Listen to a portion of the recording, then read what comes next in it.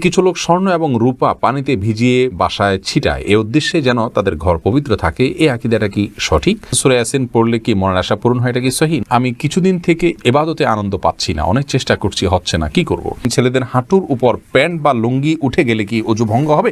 নবজাতকের কপালের পাশে কালো কালির গোল টিপ দেয়া হয়, এটা কি জরুরি এবং ইসলামের বিধান কি? সুন্নাহ সম্মতভাবে ওযু করে গোসল করলে নামাজ পড়ার জন্য কি আবার ওযু করতে হবে? উলঙ্গ হয়ে ওযু করলে কি ওযু হবে? পিরিয়ডের শেষ সময় বুঝতে না বুঝতেই 1-2 ওয়াক্ত নামাজ ছুটে যায়, কি করণীয়? নামাজের সময় কোন মহিলার হিজাব পরিহিতা অবস্থায় রুকু বা সিজদার সময় হাতের কাপড় সরে যায়, মাথার কাপড় দিক থেকে চুল বের হয়ে যায়, তাহলে নামাজ হবে কিনা? স্বামী এবং শাশুড়ি একই সময় ডাকলে কার ডাকে আগে সাড়া দেওয়া উচিত? ওয়াজিব। জুলফিকার খান তাসিন আপনি জানতে চেয়েছেন, যদি কোনো ছেলে নাভির নিচে প্যান্ট পরে কিন্তু তার জামা দ্বারায় ছতর ঢাকা থাকে, তাতে তার ছতর ঢাকা হবে কিনা? অবশ্যই হবে। আপনি ছতর ঢাকবেন, কি দিয়ে ঢাকবেন সেটা আপনার বিষয়। প্যান্ট দিয়ে ঢাকবেন না শার্ট দিয়ে ঢাকবেন সেটা আপনার বিষয়। ইমরান এলাইস আপনি আইডি থেকে জানতে চেয়েছেন, আমার রাত 2টায় স্বপ্নদোষ হলে কি সাথে সাথে গোসল করতে হবে নাকি সকালে উঠে ফরজ নামাজ পড়লেই হবে? আপনি ফজরের আগে গোসল করলেই চলবে, সাথে সাথে উঠে করতে হবে এমন কোনো বাধ্যবাধকতা নেই। তবে সম্ভব হলে সাথে সাথে করে ফেলতে পারলে ভালো, কারণ অপবিত্র অবস্থায় বেশি সময় থাকা ভালো নয়। এরপরে এছাড়া মামুন জানতে চেয়েছেন, সুন্নাহ সম্মতভাবে ওযু করে গোসল করলে নামাজ পড়ার জন্য কি আবার ওযু করতে হবে? কোরআন হাদিসের আলোকে উত্তর চাই। সুন্নাহ সম্মতভাবে যদি একবার ওযু করা হয়, ওযু করার পর যদি গোসল করা হয়, তাহলে সেক্ষেত্রে নামাজ পড়ার জন্য আর আলাদা ওযু করার দরকার না, যদি ওযু থাকে। কারণ সুন্নাহ সম্মত গোসলের জন্য তো শুরুতে ওযু করতেই হচ্ছে, যার কারণে ওইটাই যথেষ্ট হয়ে যাবে। জাহিদুল ইসলাম জানতে চাচ্ছেন, আমার স্ত্রী গর্ভাবস্থায় শেষ দিকে এই অবস্থায় নর্মাল প্রসবের জন্য কোনো আমল আছে কিনা?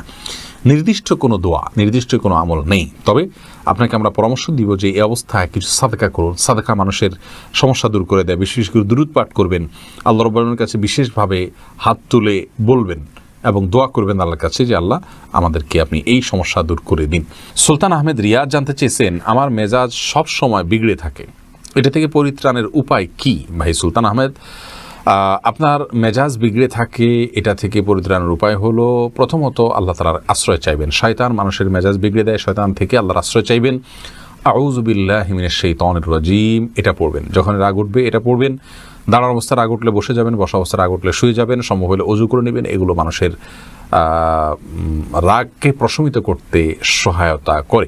সেই সাথে একজন শান্ত মেজাজের মানুষের সাথে আপনি বেশি সময় উঠা বসা করুন, তার সান্নিধ্যে থাকার চেষ্টা করুন। ইনশাআল্লাহ বিদিনিল্লাহ সবর কীভাবে করতে হয় আপনি হাত কলমে দেখে সেটা করার জন্য স্পৃহা অর্জন করতে পারবেন। শালিনা আক্তার আপনি জানতে চেয়েছেন, নামাজের সময় কোনো মহিলার হিজাব পরিহিতা অবস্থায় রুকু বা সিজদার সময় হাতের কাপড় সরে যায়, মাথার কাপড় দিক থেকে চুল বের হয়ে যায়, তাহলে নামাজ হবে কিনা? সামান্য একটু যদি সরে যায় কয়েক সেকেন্ডের জন্য, আবার আপনি ঠিক করে নিয়েছেন, তাতে কোনো অসুবিধা হবে না ইনশাআল্লাহ। জুলিয়া নাসরিন জানতে চেয়েছেন, আমার এক আত্মীয় বললেন দাঁড়িয়ে গোসল করা যায় না, এটা কতটুকু শরিয়া সম্মত? না, এরকম কোনো কথা কোরআন হাদিসে বলা হয়নি যে দাঁড়িয়ে গোসল করা যাবে না। ফারজানা ইয়াসমিন আপনি জানতে চেয়েছেন, স্বামী এবং শাশুড়ি একই সময় ডাকলে কার ডাকে আগে সাড়া দেওয়া উচিত? ওয়াজিব। অবশ্যই স্বামীর ডাকে সাড়া দেওয়া আপনার জন্য ওয়াজিব। তানিয়া রূপা আপনি জানতে চেয়েছেন, পিরিয়ডের শেষ সময় বুঝতে না বুঝতেই 1-2 ওয়াক্ত নামাজ ছুটে যায়, কি করণীয়?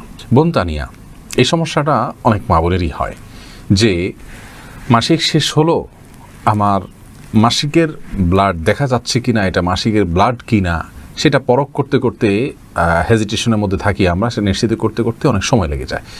তো এরকম যদি হয় এবং তাতে যদি 1-2 ওয়াক্ত নামাজ চলে যায়, এটি গুনাহের কারণ হবে। তার কারণ হলো আমাদেরকে কিন্তু শরিয়াতে পরিষ্কার নির্দেশনা দেওয়া আছে কোন কোন কালার দেখা গেলে সেটি মাসিকের রক্ত হিসেবে বিবেচিত হবে, গণ্য হবে।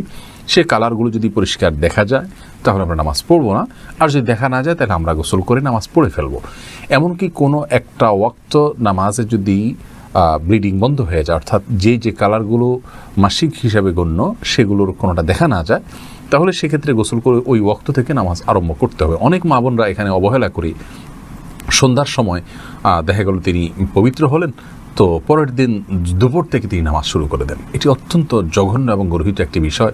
আল্লাহ রাব্বুল আলামিন যেখানে তাদেরকে ছাড় দিয়েছেন মাসিকের সময় সালাতের বিষয়ে, সেখানে নিজে থেকে আরও ছুটি বাড়িয়ে নেওয়া এবং ছাড় বেশি নেওয়া এটা বড় ধরনের জঘন্য অপরাধ এবং গুনাহের কারণ। বিধায় এই বিষয়টি খেয়াল করতে হবে আমাদেরকে। যেটা ব্লিডিং আপনার মাসিকের ব্লিডিং মনে হবে বা প্রবল ধারণা হবে, সেটাকে আমরা মাসিক ধরে নামাজ পড়বো না, অন্যথায় নামাজ পড়বো। হেজিটেশনে ভোগে এক দুই ওয়াক্ত নামাজ নষ্ট করার কোনো সুযোগ নেই।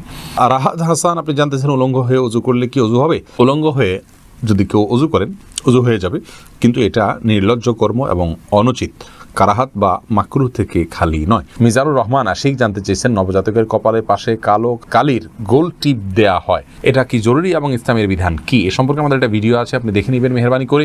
সেখানে আমরা বিস্তারিত বলেছি, নবজাতকের কপালে কালো টিপ দেওয়া যদি এই জন্য হয় যে এটা দিলে আর তাকে কোনো ক্ষতি স্পর্শ করবে না, তাহলে এটা শিরকে আসগার হবে, এটি পরিত্যাজ্য, এরকম কালো টিপ দেওয়া যাবে না। আর যদি সৌন্দর্যের জন্য কেউ দেয়, যে ফুটফুটে ছেলে কপালে সাদা সুন্দরের মধ্যে একটা কালো টিপ থাকলে দেখতে সুন্দর হবে, তাহলে সেটি দেওয়া যেতে পারে, কোনো অসুবিধা নেই।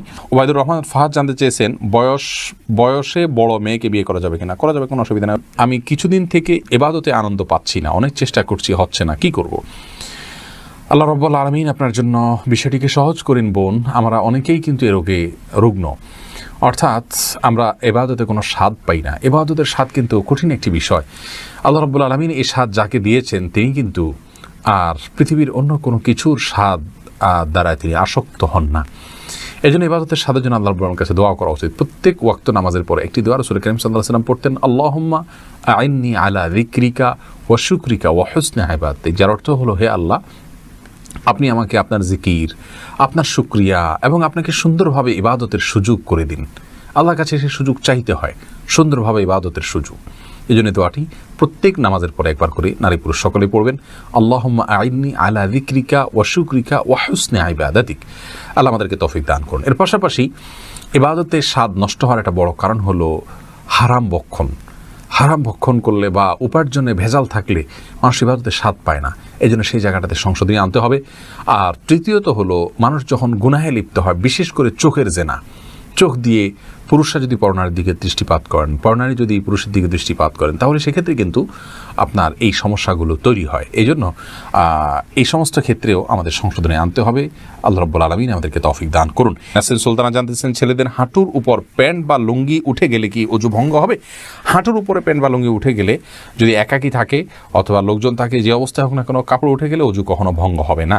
ফাতেমা আক্তার নীলা জানতে চেয়েছেন, সূরা ইয়াসিন পড়লে কি মনের আশা পূরণ হয়, এটা কি সহিহ? না, এরকম কোনো কথা সঠিক নয় প্রিয় বোন আমার, যে মনের আশা পূরণ হয় সূরা ইয়াসিন তেলাওয়াত করলে। এটা আমাদের মনে করার কথা। তাছাড়া সূরা ইয়াসিনের ফজিলত সম্পর্কে বিশুদ্ধ আসলে তেমন কোনো হাদিস পাওয়া যায় না।